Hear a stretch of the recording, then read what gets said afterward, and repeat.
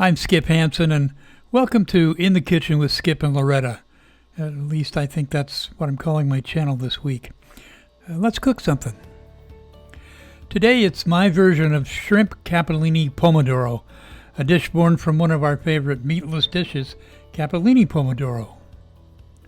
And it starts with fresh, ripe tomatoes, Roma tomatoes, which we're going to skin and core.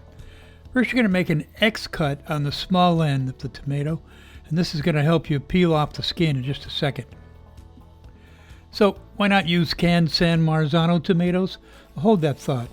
Now, grab your bowl, and don't forget the ice or the water.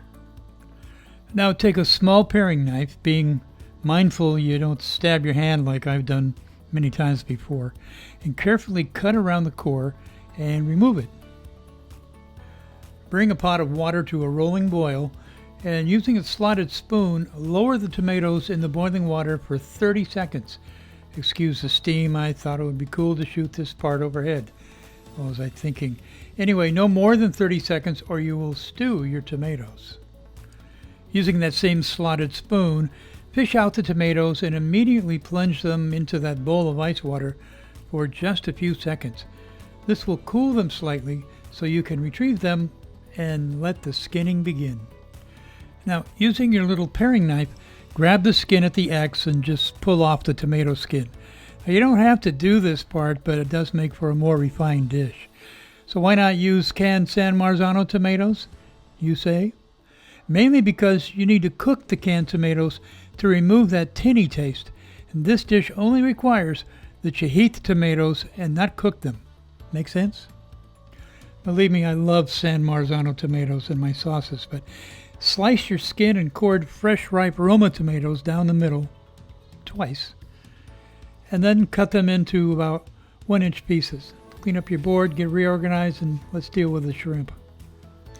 These are U15 shrimp, meaning they're about 15 per pound, and they need to be shelled and cleaned of that poop thing, the vein. And for that, I begged my favorite shrimp cleaner, my wife Loretta. She's so good at it, and frankly, I hate doing it. Now, these shrimp are already split down the top or dorsal side, and that vein has already been removed. If not, do this now.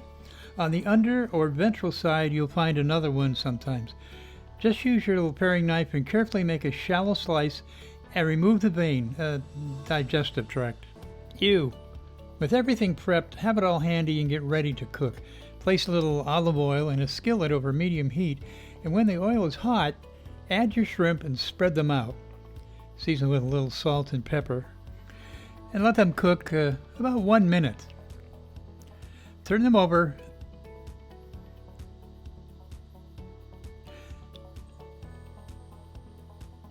Then add your diced tomatoes for another 30 seconds. Throw in the garlic and toss for 30 seconds. Before I started the shrimp, I cooked the capellini for 2.5 minutes, drained it and returned it to the pan, drizzle with a little olive oil and toss it so it doesn't stick. And when the shrimp and the tomatoes are ready, throw your cooked capellini in a large bowl, then add the shrimp and tomatoes and toss it. I said toss it, Skip. There you go.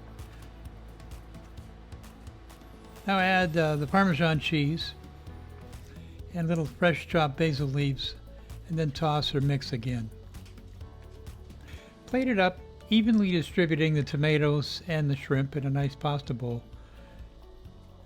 Next time, move the bowl out of the way of the camera. Skip. Oh, there you go. Add a little basil garnish and more Parmesan cheese.